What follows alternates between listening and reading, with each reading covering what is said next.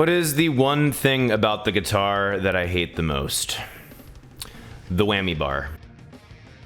It can be something that is extraordinarily cool and a lot of fun to mess around with, and you can do some really cool articulation with it as well. I think sometimes it's a lot more trouble than it's worth. I have a list of things that I love about it and a list of things that I hate about it. I'm gonna go through the love section first, and then follow this up with just why I just cannot stand it anymore. Like I'd said, there are a ton of really cool techniques that you can execute with a whammy bar, and by the way, it's called a whammy bar. It's not a tremolo! Tremolo is a style of picking where you strum the exact same note really quickly for a specified period of time. It is not called a tremolo bar, it is called a whammy bar, or you could really call it a vibrato bar, because vibrato is when you rapidly bend pitch up and down around a centered pitch. But calling it a vibrato bar is extraordinarily not rock and roll, so we're just gonna call it a whammy bar. One cool thing that I picked up from Steve Vai is like his whammy pick or something like that. A lot of these techniques don't have like technical names, or if they do have technical names, I have no clue what the hell those are. You can add a lot of weirdness and wobbliness to a solo or a lead or a melody of some sort that you wouldn't have normally just by picking it.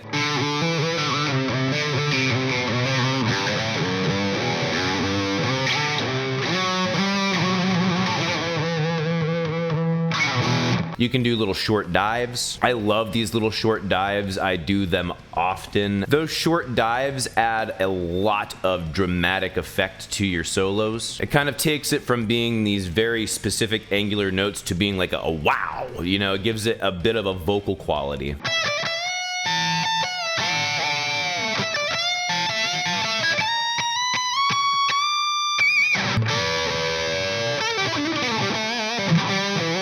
Dive bombs are also super cool, which I'm just gonna put a clip of somebody doing it, because if I do it on my guitar, it's gonna go way the hell out of tune, and I'm sick of dealing with that crap. It's one of the easiest things to do. Anyone who has a whammy bar for the first time ever in their life spends way too much time doing dive bombs. I'm also guilty of this. Are they fun? Yeah, they're kind of fun, I guess, but they lose their novelty real freaking quick. Am I talking crap on dive bombs? No, I'm just like, it's freaking, how much talent does it take to depress a freaking whammy bar to its fullest extent? It's like, ooh, wow, you're real talented. Is it fun? Yeah, it can be a lot of fun, like I said. There's another technique. You can do like a ricochet back smack on the whammy bar. I love these things. It's kind of like a little twitter or a little tweet that comes out of the guitar, almost like a bird quality. Specifically, the song Aviator by Polyphia utilizes a technique similar to this. Again, Steve Vai loves doing stuff like this as well.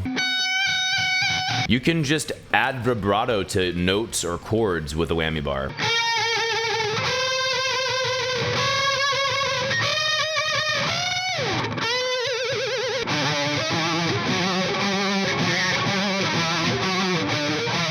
Now, I could call this like a standard vibrato, but it's not really a standard vibrato when it comes to the guitar, because on the guitar, when you do vibrato, you bend the string up, or basically you bend it so that the pitch goes up, and then as you release it, you get closer to the core tone of what tone is at that fret. Whereas with a whammy vibrato, you can do up and down vibrato, which makes it a little bit different. It's pretty cool. One of my favorite things to do with a whammy bar, and you don't really need a Floyd Rose to do this. You could use multiple different pieces of metal, but the whammy bar is the most accessible and works really well. Just taking the bar literally off the Floyd Rose like this and just running it across the strings.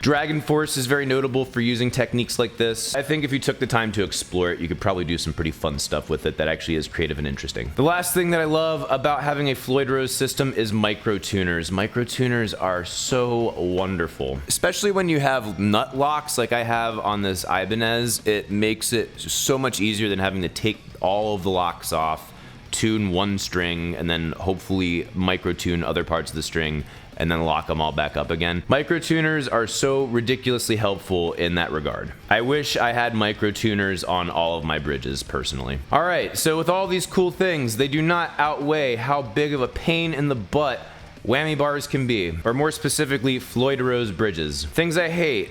Tuning these sons of bitches. The thing about a Floyd Rose bridge is that it is free floating. It is suspended between the tension of the strings and the tension of three giant springs in the back. Because of that, if you change the tension of one string, which is what happens when you tune a string, you change its tension, the tension spread across all the other strings changes, and they all change tuning. So when you're tuning one string, you're tuning your entire frickin' guitar. It takes forever. If you know what you're doing, it takes a little bit less time, but at the same time, you're kind of guesstimating. Second thing I hate, changing strings. Changing strings on the Floyd Rose is the most cruel joke ever made by man. There are multiple different approaches I've seen taken to this. One of the ones that I do is you actually have to lift the whammy bar up and stick something underneath the bridge, which is being pulled back on by these springs in the back. I'll show you those in a minute. Unlock the nuts, unwind the strings, unlock the bridge. Then you have to somehow manage to put the damn ends of the strings into the damn bridge that locks, and you have to lock the damn thing. And if something is wrong with your bridge locks, they'll slip right out. String the damn thing up, and then somehow manage to get it in tune and also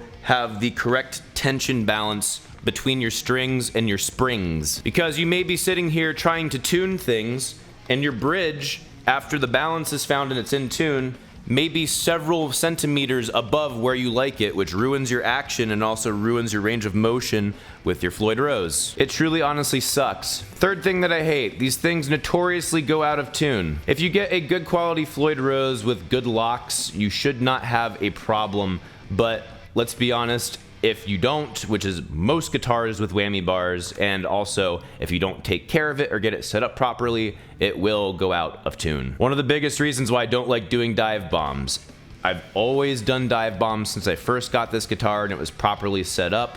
It would always go out of tune. Every single time. I can get away with some short dives, I can get away with some smacking the ricochet thing on the back, but really, that's about the extent of what I can do with this without really throwing the thing out of pitch. Fourth thing I hate, doing any setups, especially trying to intonate. Because of all the things that I just explained and all of the moving pieces and all of the specific hardware that you need to know about and how to properly adjust, doing setups on a Floyd Rose bridge is a pain in the butt. That's why they're gonna charge you at least $50 more to do it, or maybe $100 more to do it if you take it to a guitar shop. And the guitar tech is gonna be cursing your name out the entire time he's working on your damn guitar. And good freaking luck trying to intonate a floating bridge. Fifth thing I hate, changing tunings. For the same reason I hate tuning guitars with Floyd Rose bridges is the same reason why I hate having to change tunings in these types of bridges. This is why for almost 14 years, I played almost exclusively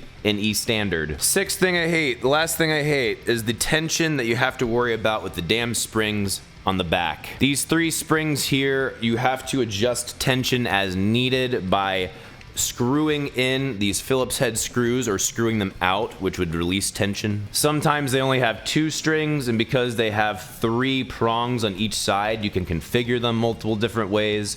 I have no idea why anyone would want to do that, but I've seen some weird shit happening back there. I just want to strum some damn strings. I just want to turn some tuning pegs. I just want to have two screws to adjust my bridge height. I don't want to worry at all about some stupid frickin' springs. Will I buy a guitar with a whammy in the future? Yes, most likely. But I needed to vent because Lord do I hate having whammy bars, and Lord am I so happy that my main guitar now has a fixed bridge. I never thought I would say those words 5 years ago, but now that I'm experiencing the freedom of not having to deal with this bullshit, I'm a happy man. What's your least favorite thing about a Floyd Rose bridge? Let me know in the comments below. If you like this video, if you like what I do on this channel, please like this, please share this, please comment on this video. Please support me on Subscribestar. That is the only way I can keep making badass content for you. And you can follow me on Instagram, Twitter, and Facebook at Become the Knight. Thank you guys so much for watching. See you in the next video. Rock on!